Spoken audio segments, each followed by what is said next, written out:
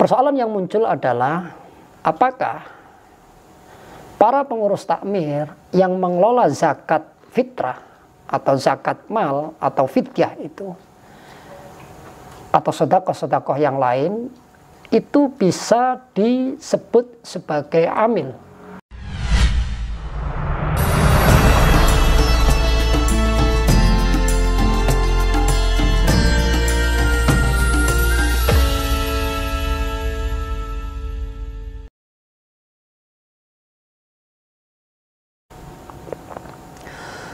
Assalamualaikum warahmatullahi wabarakatuh. Kaum muslimin wal muslimat yang dirahmati Allah, wabil khusus para nahdiyin, nahdiyat, khususnya lagi yang berada di wilayah Kabupaten Banyumas. Alhamdulillah, pada kesempatan kali ini kami pengurus LPM, Lembaga Bahsul Masail PCNU Kabupaten Banyumas, menginisiasi untuk memberikan sedikit masukan terkait dengan beberapa persoalan, khususnya mengenai zakat fitrah dan pengelolaannya. Zakat fitrah, semua ulama sepakat bahwa ia merupakan kewajiban yang harus ditunaikan oleh seluruh umat Islam.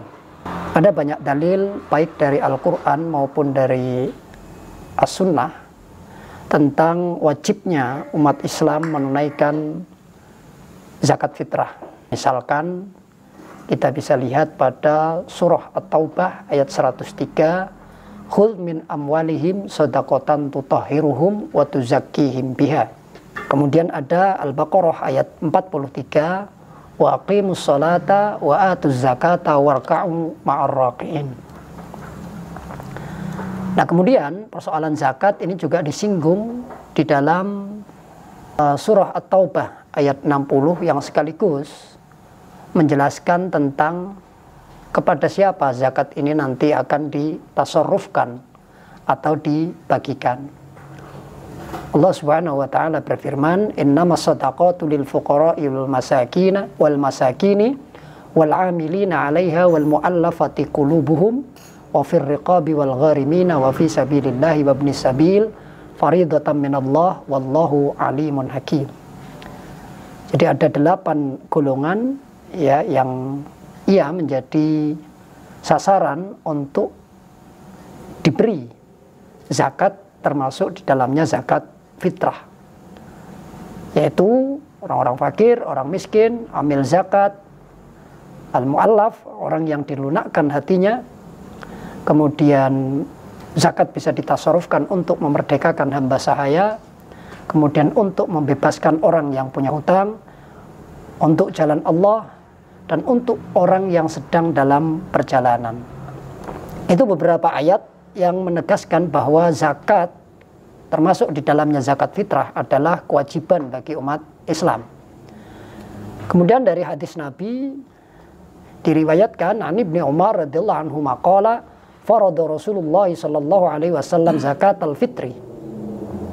Jadi Rasul mewajibkan zakat fitrah, so'an min tamar atau so'an min syair alal abdi wal khurri wal dzakari wal unsa wal saghiri wal kabiri minal muslimin wa amara biha an tu'adda qabla khurujin nas ila shalah.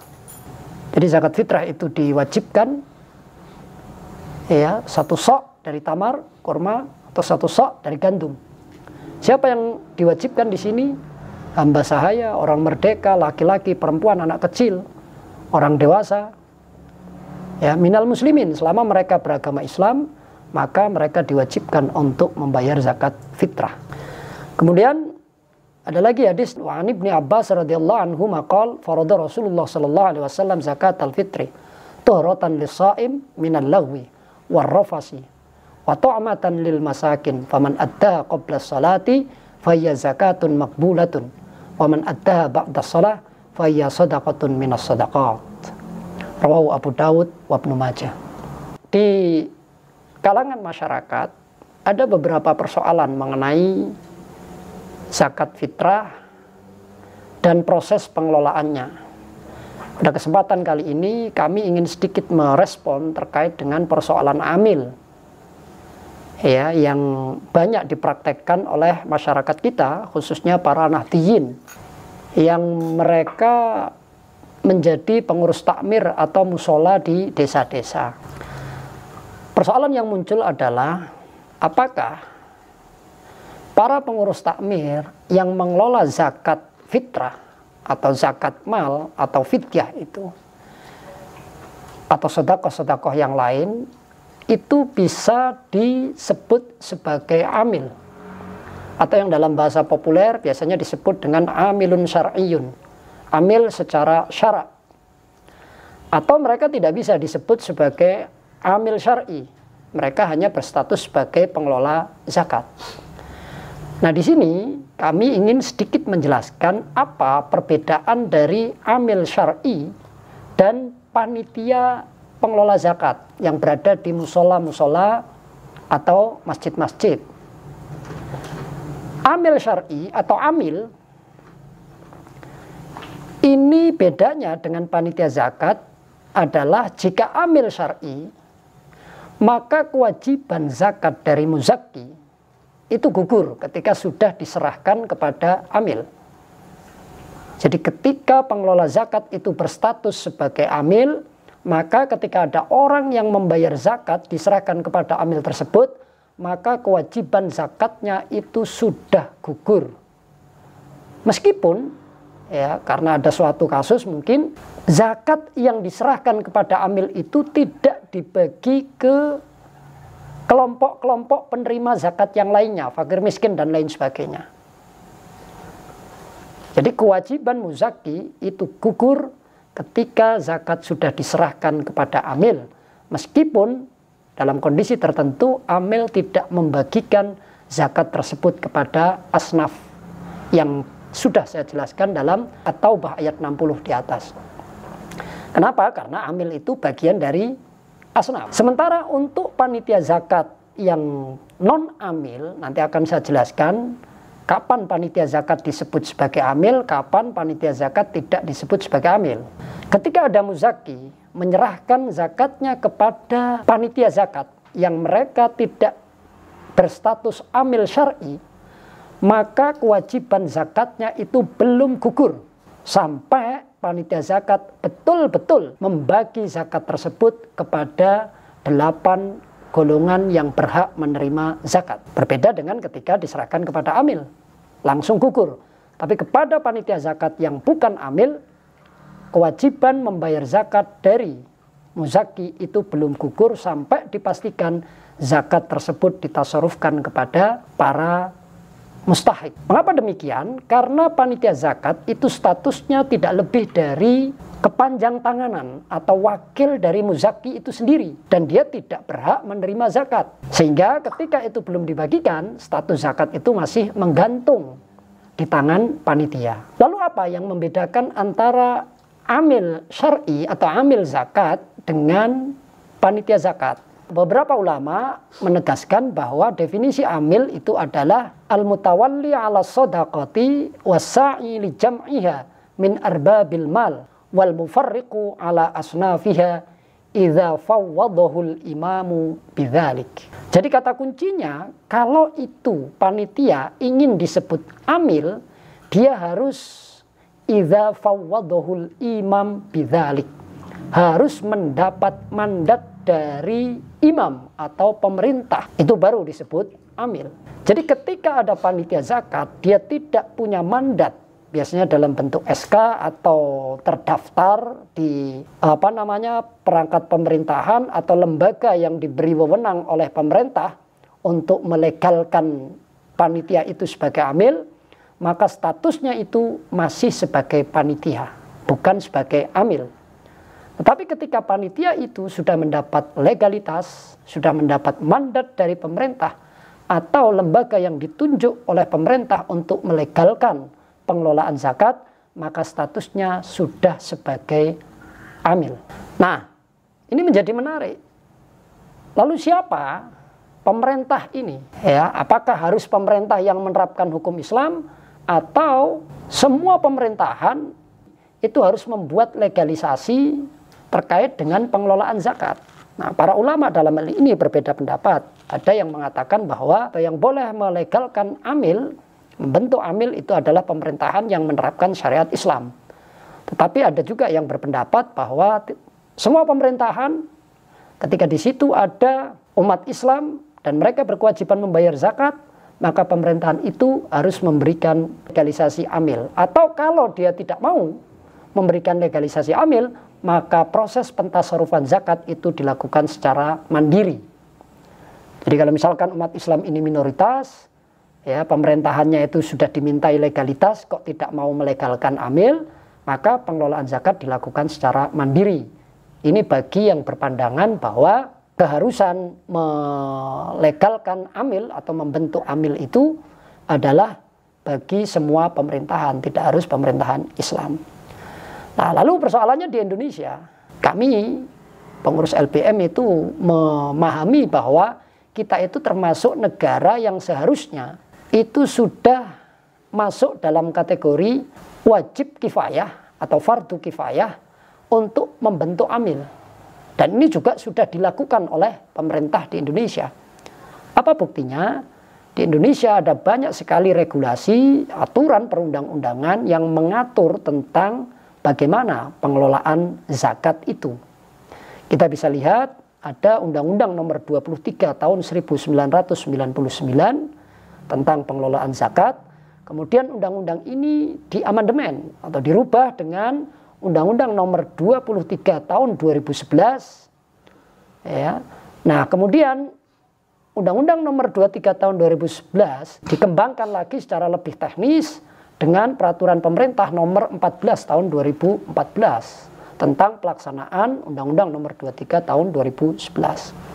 Saya akan batasi pada PP Nomor 14 Tahun 2014. Di PP Nomor 14 Tahun 2014 itu sudah ada ketegasan bahwa pengelolaan zakat di wilayah Negara Kesatuan Republik Indonesia itu dihandle atau di bawah koordinasi oleh Basnas atau di level provinsi atau di level daerah. Selain Basnas, lembaga amil zakat yang didirikan oleh ormas-ormas NU Muhammadiyah itu juga punya kewenangan untuk mengelola zakat. Lalu bagaimana dengan zakat-zakat yang dikelola oleh takmir itu? Takmir masjid atau takmir musola? Apakah mereka itu tidak berhak untuk mengelola zakat? Nah, di dalam pasal 66 PP nomor 14 tahun 2014 itu disebutkan bahwa dalam hal di suatu komunitas dan wilayah tertentu yang belum terjangkau oleh Basnas dan LAZ, lembaga amil zakat, kegiatan pengelolaan zakat dapat dilakukan oleh perkumpulan orang, perseorangan, tokoh umat Islam, atau pengurus takmir masjid atau musola sebagai amil zakat. Ya, jadi ketika Basnas atau LAS itu belum menjangkau wilayah-wilayah tertentu, maka koordinasi pengumpulan dan pembagian zakat itu boleh dilakukan oleh perseorangan, ya, oleh takmir masjid atau oleh tokoh masyarakat setempat. Nah, kegiatan pengelolaan zakat yang dilakukan secara swadaya tadi atau perseorangan tadi, sebagaimana dimaksud pada ayat 1, ya, pasal 66 ini, dilakukan dengan memberitahukan secara tertulis kepada kantor urusan agama kecamatan. Saya kira umat Islam di Indonesia lebih maslahat untuk kemudian mengikuti aturan dalam PP nomor 14 tahun 2014. Artinya, pengelolaan zakat yang dilakukan oleh panitia zakat agar dia memenuhi unsur syar'i sebagai amil, itu hendaknya mendaftarkan diri atau memberitahukan secara tertulis tentang kepanitiaan pengelolaan zakat di musola atau masjidnya kepada kantor urusan agama setempat.